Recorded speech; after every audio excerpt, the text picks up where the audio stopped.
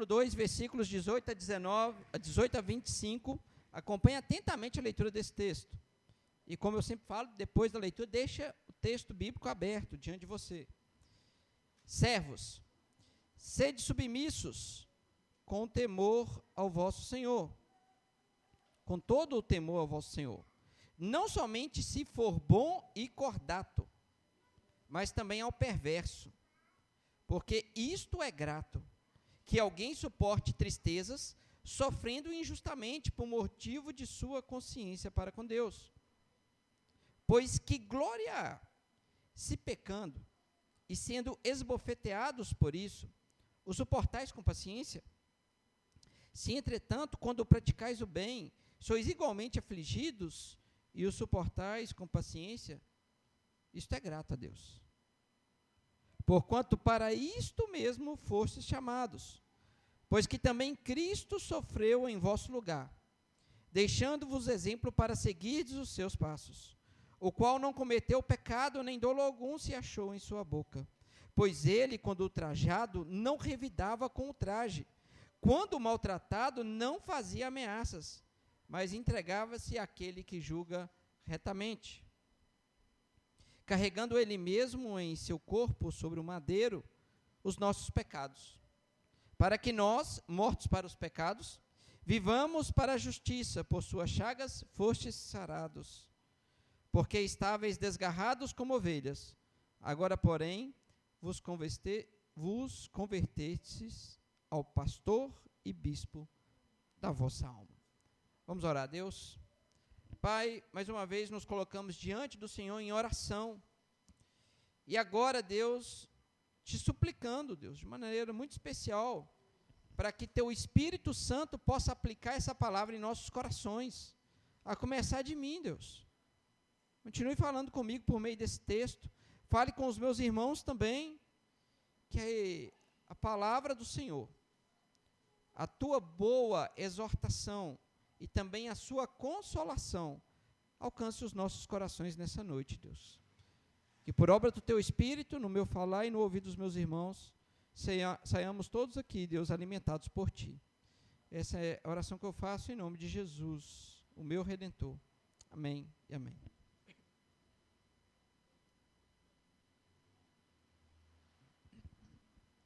Irmãos, na pandemia, quando ela veio, pegando todo mundo de surpresa, muitas empresas tiveram que adequar ou se reestruturar para aquele momento em que havia a impossibilidade das pessoas irem, por exemplo, à sede da empresa, né? As grandes empresas, que nós chamamos de empresas corporativas, né? Elas sofreram diretamente com isso, né? Porque você tem muitas pessoas trabalhando num lugar, num prédio, né? E mudar toda aquela estrutura de uma hora para outra é muito complicado, né? Eu lembro que, onde eu trabalho, tinha quase 1.000 pessoas trabalhando no prédio, né, da mesma empresa. Éramos quase 1.000, porque a sede da empresa é em Belo Horizonte. É no Brasil inteiro que ela atende, mas a sede é aqui em Belo Horizonte, umas 1.000 pessoas trabalhando ali na sede.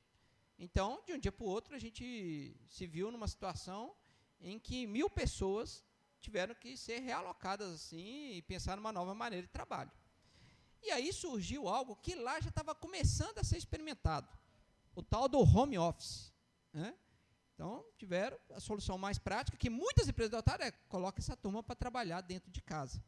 Lá a gente já estava fazendo alguns testes para um dia da semana. Eu ainda não tinha entrado nessa fase de teste, não, mas alguns colegas de trabalho já estavam fazendo isso, um dia para o trabalho ficando em casa. Mas de uma hora para outra, eram todos os dias, trabalhando ali. E aí, passado alguns meses da pandemia, a pandemia se estendendo, veio muitos noticiários, né, informações que agora essa seria a nova forma das empresas trabalharem, de home office. Acho que o nosso irmão Juliano também trabalha de home office, né? Trabalha numa empresa aqui em Belo Horizonte, está lá em Sapiranga, Rio Grande do Sul. Aí acontece o contrário também, né? O Maicon está aqui, mas trabalhando para uma empresa lá do Sul, salvo engano, é de Florianópolis, né? Então, tem essas possibilidades, né? E aconteceu isso de uma maneira muito grande. E todo mundo fala assim, esse é um novo formato, não muda mais. Não muda mais. Vai ser assim, né? Lá onde eu trabalho, ficou naquela expectativa de talvez ser assim a forma de trabalhar, a gente não ter mais o trabalho presencial. Várias empresas anunciaram essa mudança, falando assim, agora o trabalho será 100% home office. Muitas empresas anunciaram isso. Só que nós vimos, especialmente no último ano, muitas empresas voltando atrás no que tinham dito. Voltando novamente ao modelo mais tradicional. Talvez não de forma completa. Por exemplo, hoje eu trabalho 2 dias de home office na minha casa e 3 dias eu tenho que ir na sede da empresa. Né? Começou com 2 dias indo na empresa, aí agora recentemente mudou, é 3. Né? A gente não sabe se vai parar por aí. Talvez daqui a pouco seja 4 dias na empresa. Algumas empresas voltaram completamente. Era uma empresa que estava trabalhando só no home office, a parte toda corporativa administrativa, e voltou agora a trabalhar 100% presencial. E várias outras empresas estão fazendo esse movimento de retorno. E aí algumas perguntas surgem, por que isso está acontecendo? Irmãos, muito desse movimento, a gente não vai ver explícito isso em algumas reportagens, mas eles entram no assunto, vai falar assim, a produtividade caiu. Porque no início daquele movimento do home office, a produtividade até de quem estava trabalhando de casa era muito alta. Era muito alta. Eu lembro de mim. A Dani está aqui, né? Não vai deixar mentir assim.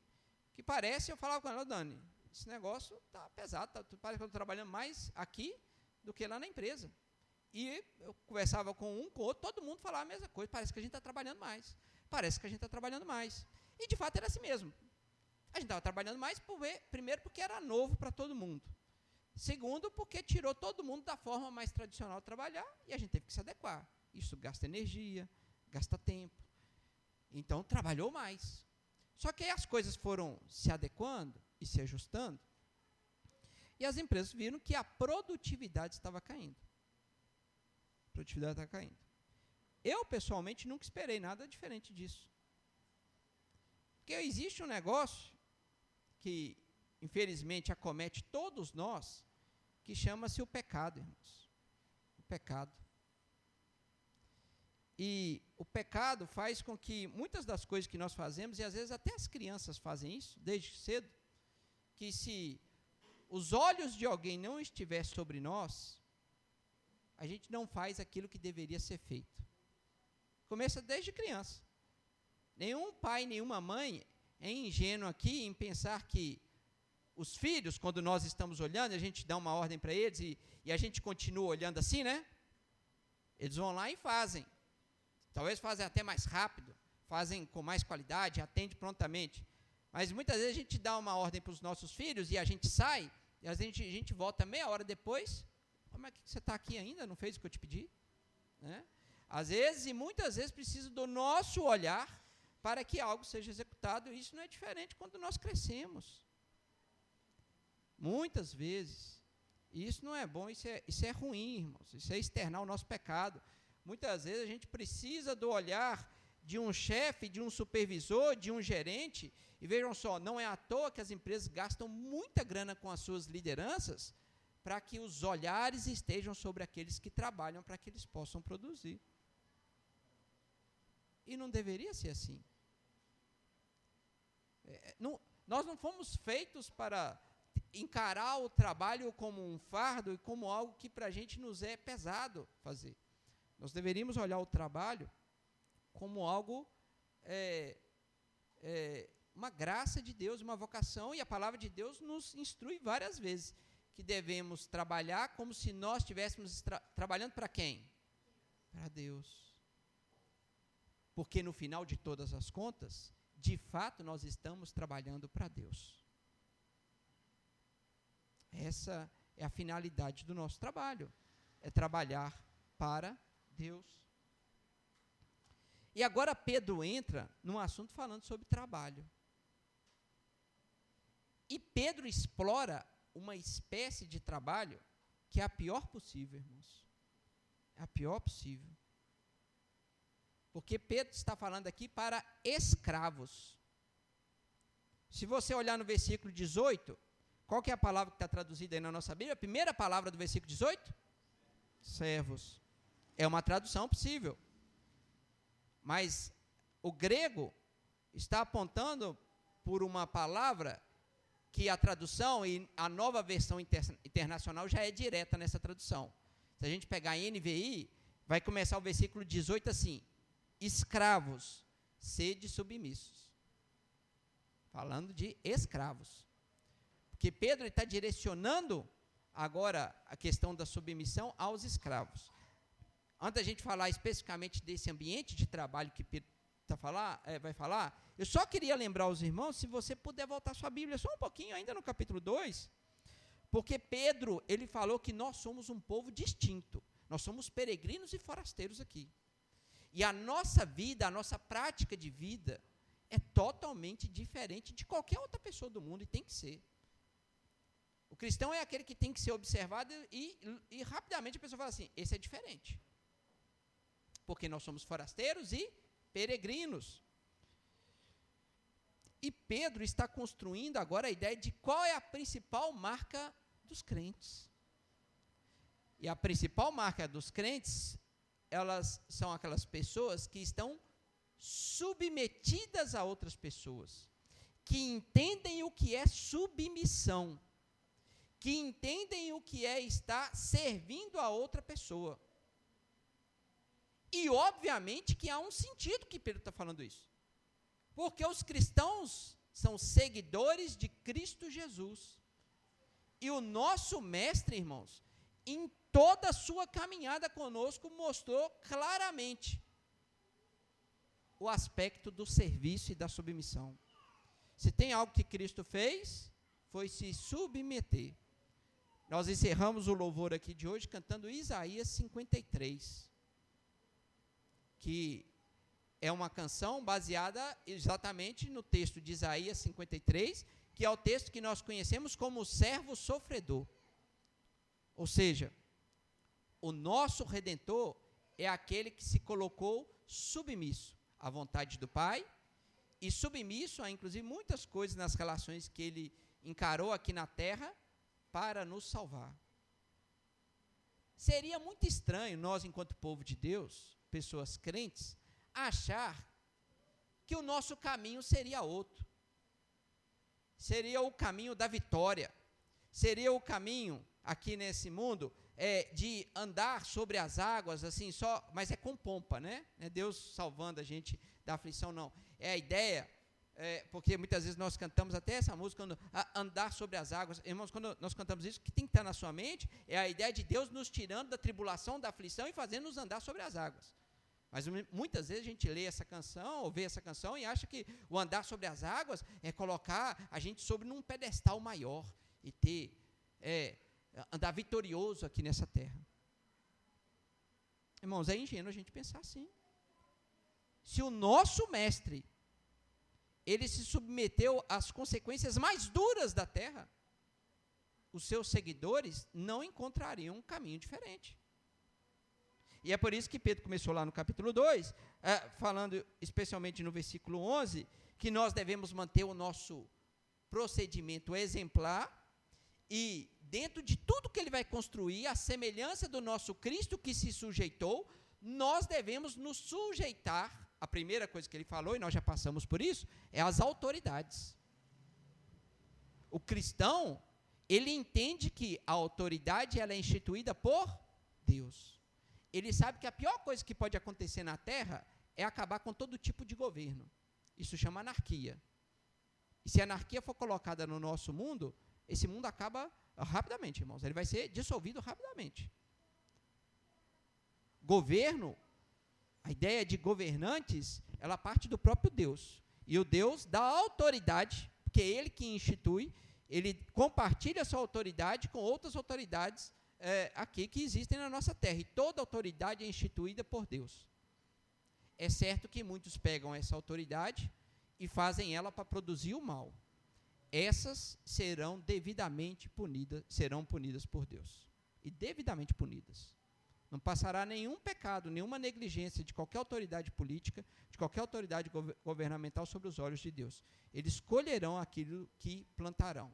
No tribunal dos homens, eles podem ser absolvidos, mas no tribunal de Deus eles nunca serão, e pagarão cada um do preço pela sua autoridade mal aplicada. A autoridade é de Deus. E fazer mau uso dela, eles vão ter que pagar perante o tribunal divino. Durante o tribunal divino.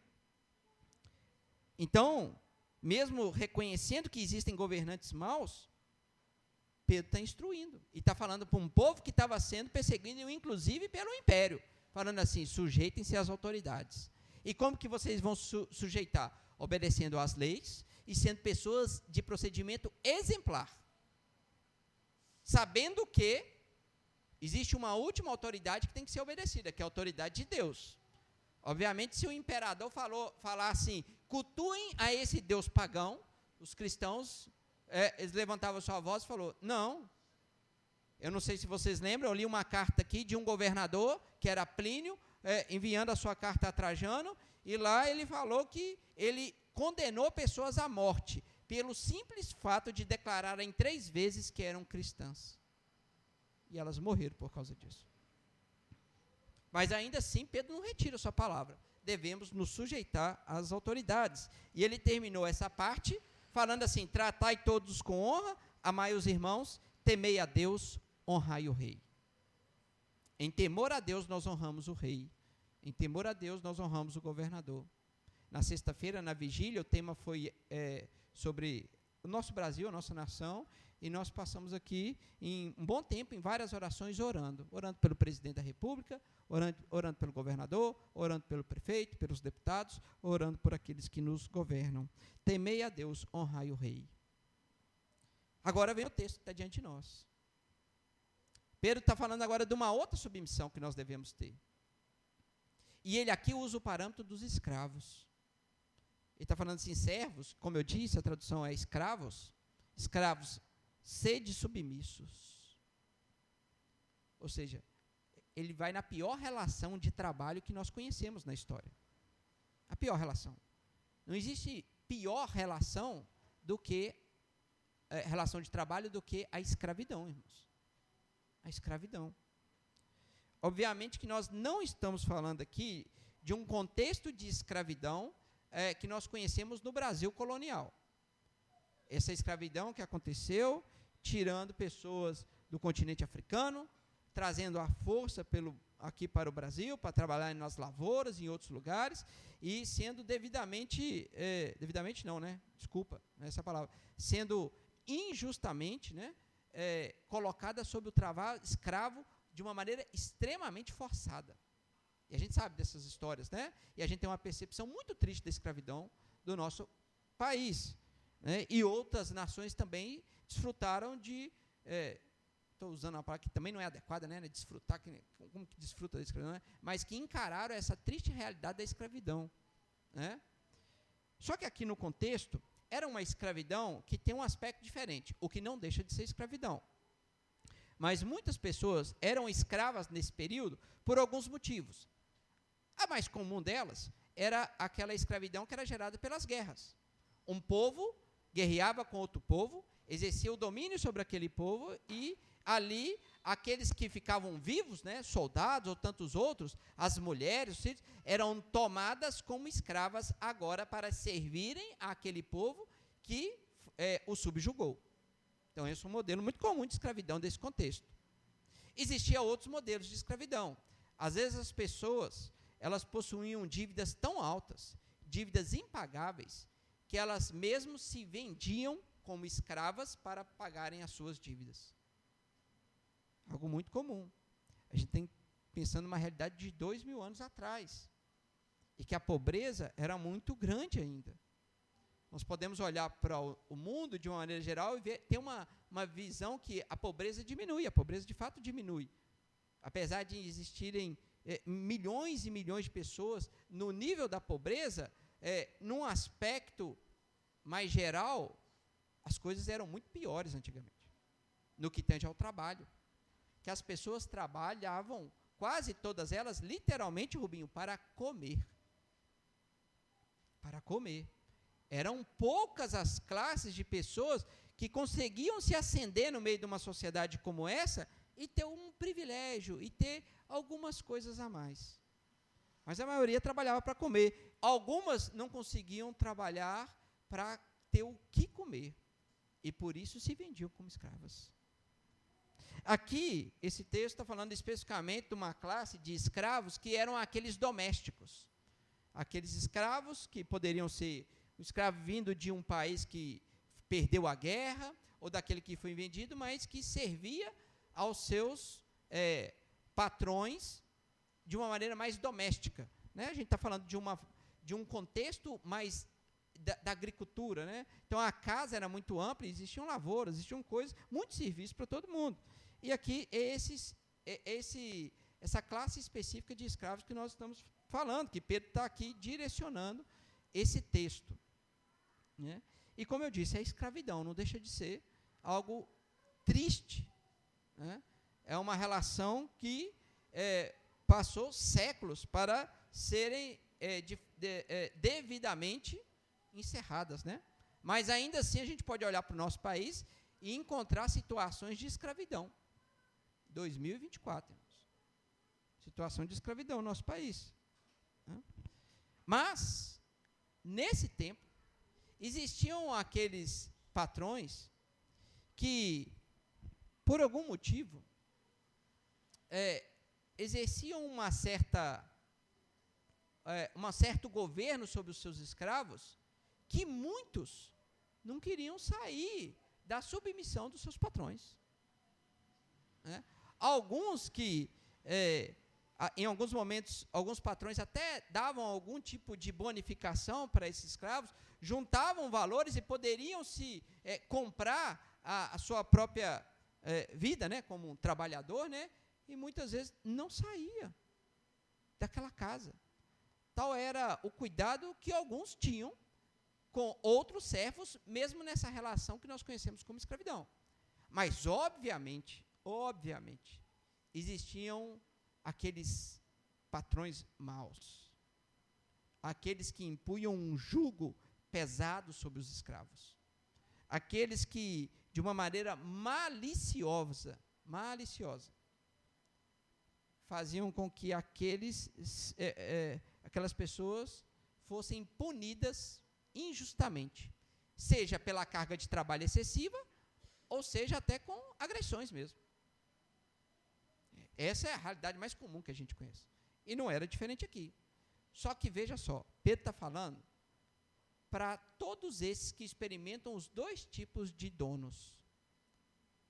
O que estava servindo a um dono mau e o que estava servindo a um dono bom. E ele fala assim: servos, sede submissos, com todo o temor a vosso Senhor, não somente se for bom e cordato, mas também ao perverso. Meu irmão, minha irmã, não sei, mas quando eu leio isso aqui, eu fico assim: meu Deus, é isso mesmo que Pedro está falando? É isso mesmo? Até diante do perverso, o apóstolo Pedro fala assim: sede submissos, submetais. E olha o 19: porque isto é grato, que alguém suporte tristezas, sofrendo injustamente por motivo de sua consciência para com Deus. O versículo 18 já é desafiador. Aí o 19 vai lá e deixa o negócio mais difícil para a gente entender ainda. Porque vai falar que isso é grato, isso é bom. Deus vê algo nisso que ele expressa algum tipo de alegria, de bondade, vendo talvez pessoas ali se submetendo. A alegria não está no sofrimento, e nós vamos falar isso daqui a pouco. Mas na submissão, Deus olha para aquilo e fala: isso é grato. Que alguém suporte tristezas, ou seja, é grato alguém suportando tristezas, dores, sofrimentos, sofrendo injustamente. Porque alguns donos eram maus, né? E Pedro está falando: submetam-se, não se for somente bom e cordato, mas ao perverso também. Porque isso é grato diante de Deus, por motivo de sua consciência para com Deus. Isso pode parecer muito estranho a nós, irmãos, muito difícil para nós. Mas Pedro, ele está entrando num assunto aqui, que eu vejo de uma maneira tão bela em meio a um contexto tão triste, que é a honra cristã. Pedro está querendo tratar aqui da honra cristã. Eu falo isso porque muitas vezes, no ambiente de trabalho, e eu já vi isso assim acontecer debaixo dos meus olhos, quando eu participei da administração de uma clínica que fazia exames médicos, né, e o chefe, que era um médico, mas fazia parte de outros médicos, mas tinha um médico que era o gerente, era quem cuidava mesmo, né, de tudo, ele decidiu só contratar gente crente. É a decisão que ele tomou. Falou, só vou contratar gente crente. Não vou, só isso, né? Currículo, lógico que tinha que ter as competências, né? Tinha que ser enfermeiro, técnico de enfermagem, decidiu, só vou contratar gente crente, né? E assim o fez, só contratou gente crente, né? Eu estava lá no meio, né? Também fui contratado, né? E aí, rapidamente, irmãos, começou a aparecer problemas que acontecem no ambiente de trabalho, com todo mundo, com crente não é diferente, né? Só que, às vezes, algumas situações eram inesperadas para pessoas que nós consideramos crentes. Às vezes, alguns comportamentos que a gente falava assim, uai, mas isso aqui está fugindo demais, né? Tá? Não era para ser dessa maneira, né? E aí, um certo dia, ele me chamou lá na sala dele, para a gente conversar, e eu estava ali responsável pelas admissões e demissões também. Aí ele falou assim comigo, eu não contrato mais crente. Eu não contrato mais crente. E ele era crente, tá? Sim. Eu vou ter que corrigir uma coisa. Ele falou assim, eu não contrato mais crente. Eu contrato pessoas profissionais que tiverem qualificações para trabalhar aqui, não precisa olhar se é crente, o que é, mas eu não vou contratar. Ele não falou assim, contrata também se for crente. Não, ele falou assim, eu não contrato mais crente. Que triste isso, né, irmãos? Que triste. Né? E às vezes essa é uma realidade que muitos patrões que não são cristãos, pessoas que não têm compromisso nenhum com Deus, né? Muitos dos gerentes, supervisores que estão liderando o povo, inclusive o povo cristão, infelizmente está olhando para alguns daqueles que se dizem cristãos e vendo um péssimo testemunho de Cristo, um péssimo testemunho de pessoas que foram rendidas pelo Senhor Jesus. Olham para algumas pessoas e falam assim, meu Deus, esse aí que se diz crente e está fazendo isso aqui no trabalho? Felizmente, essa é uma realidade, irmãos. Quantas pessoas crentes foram demitidas justamente porque não eram produtivas, porque não se empenhavam no seu trabalho, eram péssimos funcionários, maus funcionários, e foram devidamente demitidas. Quantas pessoas? E ainda a pessoa às vezes fala assim, assusta-se com a demissão, que chegou assim, meu Deus, por que eu fui demitido? Por que eu fui demitido? Às vezes a pessoa pode até argumentar com Deus, Deus, eu falo do Senhor lá, né, para as outras pessoas do serviço, às vezes eu até junto, faço uma oração lá pelas pessoas, tal, mas talvez essas pessoas deveriam ouvir assim uma pergunta de Deus, mas você trabalhou lá? No trabalho normal mesmo? Você também exerceu a atividade? É louvável que você falou de mim, mas você foi chamado para trabalhar lá também. Então, nós podemos talvez ver uma realidade de enxurrada de testemunhos ruins, de pessoas crentes que deveriam honrar o seu trabalho e aquelas pessoas que o contrataram e não o fazem. Pedro aqui ele está elevando o patamar, mas para um nível muito alto, mas para um nível altíssimo, porque ele está falando para pessoas que eram escravas e que poderiam estar debaixo de patrões muito maus, como ele falou aqui, aquelas pessoas que eram até perversas, e Pedro fala agora, sede submissas. E no 20 ele fala, porque glória há, se pecando, e sendo esbofeteados por isso, suportais com paciência. O que Pedro está falando é assim, se você às vezes até levou um tapa, ou foi punido, porque você está pecando, você está fazendo coisa errada, você não está trabalhando da maneira devida, que glória que há nisso? Que louvor que há nisso? Olha o patamar que Pedro está levando. E às vezes a gente fica ali um pouquinho moado, porque um patrão devidamente chamou a nossa atenção, falando assim, aqui, você precisa entregar um pouquinho mais, você precisa fazer isso aqui com mais qualidade, você pode se esforçar só mais um pouquinho, porque eu sei que você pode, você tem capacidade, você pode fazer algo melhor. Aqui Pedro está falando de pessoas escravas, que às vezes eram colocadas sobre um jugo, falando assim, o que Pedro está falando é, às vezes, pode ser que uma pessoa está sendo punida, e que a gente fala assim, mas escravidão nunca é. E Pedro não está aprovando escravidão aqui, por favor. Não é isso que o texto está querendo falar, o que Pedro está aprovando é escravidão. O que Pedro está falando é de honra cristã. E ele está falando assim, às vezes, uma pessoa que é cristã nesse contexto vai sofrer, vai encontrar patrões e patrões muito duros, mas elas vão enfrentar o sofrimento com dignidade, sendo os melhores trabalhadores que aquele patrão podia ter. Ele está falando de honra cristã. E aí ele fala, nisso há glória. Porque se não há glória naquele que está errando, está pecando, e está sendo punido, agora a gente entende por que Pedro está falando que existe um sofrimento que Deus se agrada. É o sofrimento de pessoas que se colocam de maneira honradas, que mesmo em situações extremas e difíceis, honram o nome do Senhor Jesus Cristo. Mesmo em trabalhos duros, fazem o de melhor. Sabe por quê? Porque elas não estão fazendo aquele trabalho para aquele patrão perverso. Elas estão trabalhando como se estivessem trabalhando para Deus. E Pedro fala, a glória nisso, isso é honrado. É a honra cristã que Pedro está falando aqui, usando o pior exemplo de relação de trabalho que nós temos, a escravidão. E aqui falando 21, porque Pedro está falando, quando essas pessoas, mesmo submetidas a situações tão extremas, continuam honrando a Cristo Jesus, sabe com quem elas se parecem? Com o próprio Jesus. E olha que exposição linda que ele faz agora do versículo 21, até em diante. Porquanto, para isso mesmo, fostes chamados. Até antes de continuar o texto, eu preciso falar dessa frase.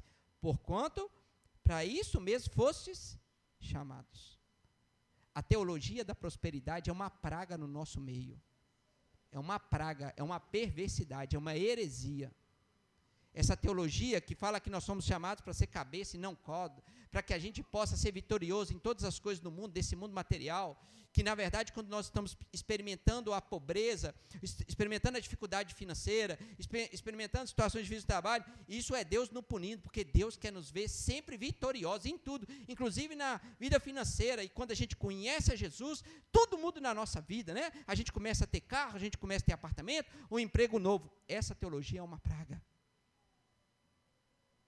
É uma heresia, Deus abomina ela. Pedro está falando que o cristão, inevitavelmente, foi chamado por sofrimento. Versículo 21, porquanto para isso mesmo vocês foram chamados. A gente não foi chamado para ser escravo não, tá, irmãos, assim, não, escravo, né? Graças a Deus as relações de trabalho mudaram muito, ainda tem as suas dificuldades. Cláudio pode falar ali um pouco da área de trabalho trabalhista, né? Infelizmente, né, Cláudio? Existem muitas relações que são tristes de ver ainda, né? As pessoas têm que requerer os seus direitos, mas a coisa já melhorou muito no decorrer dos tempos, já foi muito pior, né? Não é isso que Pedro está falando, que nós fomos chamados para ser, mas nós somos chamados para essa viela do sofrimento. Então, pois que também Cristo sofreu em vosso lugar, deixando-vos exemplo para seguir os seus passos. Irmão, se Cristo sofreu, qual é um pensamento distorcido que a gente vai ter, que nós também não sofreremos neste mundo, envolvido pelo pecado? Se o nosso mestre, a quem nós seguimos, sofreu, eu quero te alertar nessa noite, se você está desavisado, nós também sofreremos nesse mundo. Só que isso não é para desanimar, irmãos, porque não tem coisa melhor do que parecer com Cristo Jesus. E continua, 22, o qual não cometeu pecado, nem dolo algum se achou em sua boca, pois ele, quando ultrajado, não revidava com ultraje, quando maltratado, não fazia ameaças, mas entregava-se àquele que julga retamente, carregando ele mesmo em seu corpo, sobre o madeiro, os nossos pecados, para que nós, mortos para os pecados, vivamos para a justiça, por suas chagas fostes sarados. O nosso exemplo maior, irmãos, é Cristo Jesus. Nós ainda que no trabalho, às vezes a gente acha que a gente pode estar enfrentando um sofrimento e isso parece doer demais em nós. A gente tem que se lembrar de Cristo Jesus, quem cometeu pecado nenhum. Ele é perfeito. O que Cristo fez para receber 1 milímetro da punição aqui na terra? Nada, irmãos, nada. Mas ainda assim nós cantamos isso. Ele se fez uma ovelha muda indo para o matadouro. Ele se submeteu aos piores ultrajes que um homem poderia se submeter. E sabe por quem que ele fez isso? Por mim e por você. Agora, será que nós não podemos experimentar uma gota de sofrimento e nós não podemos honrar o nome de Cristo, à semelhança do que Ele fez por nós?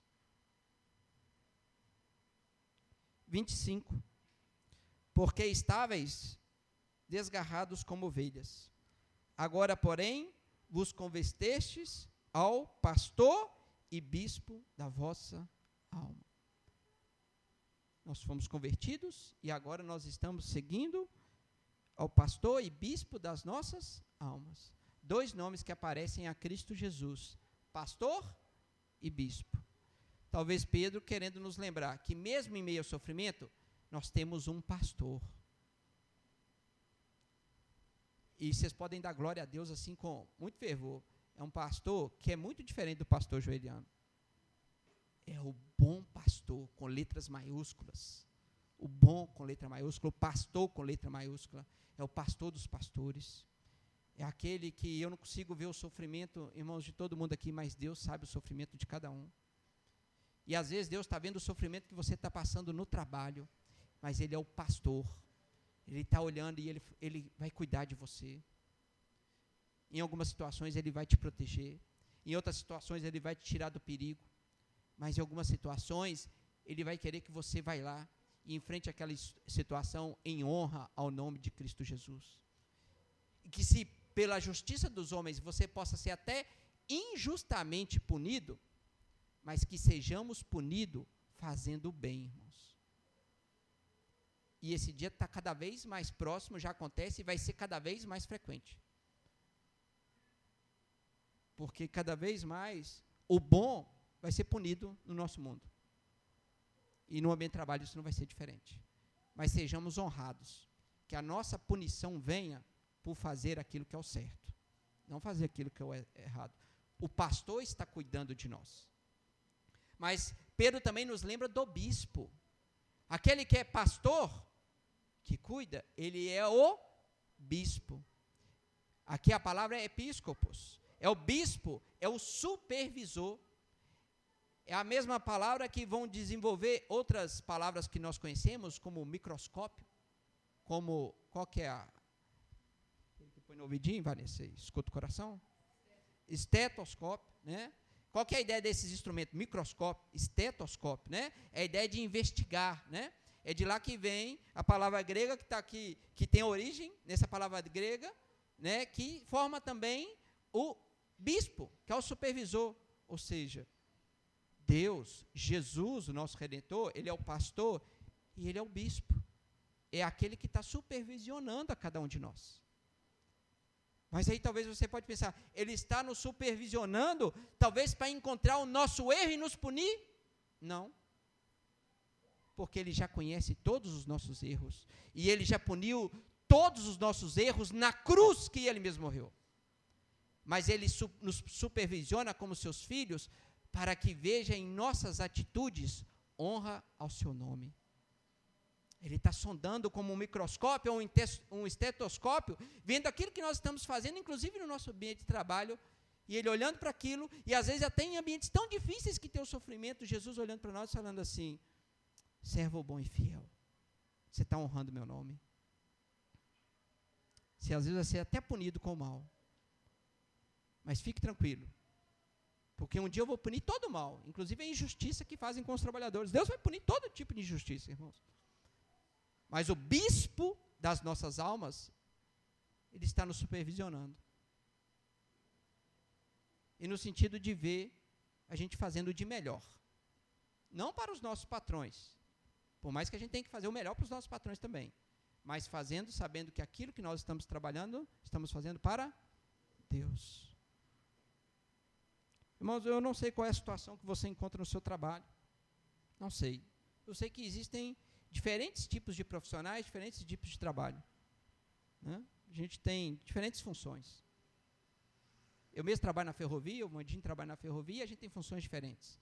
Alguns vão trabalhar no comércio, outros vão trabalhar na prestação de serviço, outros vão trabalhar no hospital, outros vão trabalhar em escola. Eu não sei. Eu sei que existem ambientes que são difíceis. E alguns ambientes são mais difíceis que os outros. Eu tenho certeza disso. O que nós precisamos sair aqui dessa noite, que Deus possa colocar isso no seu coração, é que nós precisamos honrar Cristo Jesus por meio do nosso trabalho, seja ele qual for.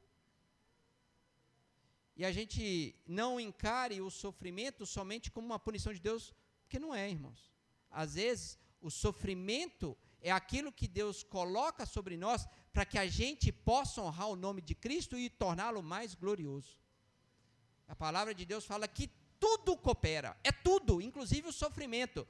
Tudo coopera para o bem daqueles que amam a Deus. Então, talvez a gente tenha que encarar situações de sofrimento e ver as oportunidades que Jesus está nos dando para que a gente honre mais o nome dEle. Para finalizar, na história nós conhecemos um homem que sofreu muito. Sofreu demais, irmãos. Chamava Jó. E como eu já disse aqui, Jó, ele não soube o motivo do seu sofrimento. Às vezes a gente sofre, a gente até sabe qual que é o motivo do sofrimento e a gente está tampando o sol com a peneira. Mas Jó não sabia o motivo do seu sofrimento. E Deus não responde a Jó por que ele estava encarando tanto sofrimento. Mas aquele homem, ele foi honrado. Inclusive, ia falar para sua esposa o seguinte: se Deus me deu o bem, por que ele não poderia me trazer o mal? Aquele homem, meio ao sofrimento mais profundo, ele não desonrou a Deus. Foi um homem honrado. Que sejamos pessoas honradas, até nas situações mais difíceis. Que o nome de Cristo seja honrado por nossas vidas. E que Deus nos abençoe. Vamos orar? Pai, obrigado pela sua palavra, que é tão preciosa para nós, Deus. E tão instrutiva, Deus. Porque muitas vezes nós estamos enfrentando situações difíceis no trabalho, é por causa de nós mesmos, Deus. E o que nós te pedimos é: tem misericórdia de nós, Deus. Perdoa o nosso pecado, perdoa a nossa negligência, perdoa, Deus, às vezes o nosso corpo mole no ambiente de trabalho, perdoa o nosso desinteresse pelas coisas. Tem misericórdia do nosso pecado, Deus. Mas muitas vezes, Pai, nós enfrentamos situações difíceis, geradas, Deus, por pessoas que não têm compromisso com o Senhor e fazem o mal. O que nós te pedimos é que o Senhor tenha misericórdia dessas pessoas, Deus. Que o Senhor trate o coração delas. Para que, pela sua graça, essas pessoas possam reconhecer que há um Deus. E há um Deus da justiça. E há um Deus que está com seus olhos sobre todas as pessoas. Que o Senhor possa fazer com que o mal possa ser, Deus, freado diante de nós, inclusive nos nossos ambientes de trabalho, Deus.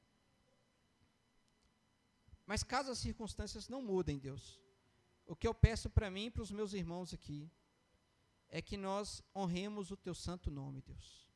Para que a gente seja empregados fiéis ao Senhor Jesus. Para que aquilo que nós façamos, a gente possa fazer com qualidade, com zelo, com cuidado. Porque nós estamos fazendo é para o Senhor. E que isso possa se externar a Deus no nosso ambiente da melhor forma. Com gratificação, com elogios, daquilo que a gente pode ter no nosso ambiente de trabalho. Mas se não vier, Deus, se vier inclusive a punição, mesmo a gente fazendo bem, o que nós te pedimos é: nos dê, Deus, a submissão necessária e o suporte necessário para enfrentar essas situações e honrar o teu santo nome. Cuide de nós, cuide do nosso trabalho, cuide, Deus, daqueles que são empregados e cuide daqueles que são empregadores aqui. Abençoe o nosso povo aqui, para que todos nós sejamos pessoas honradas em nosso trabalho. Louvado seja o teu santo nome. Obrigado por nos instruir nessa noite. Essa é a minha oração em nome de Jesus. Amém e amém.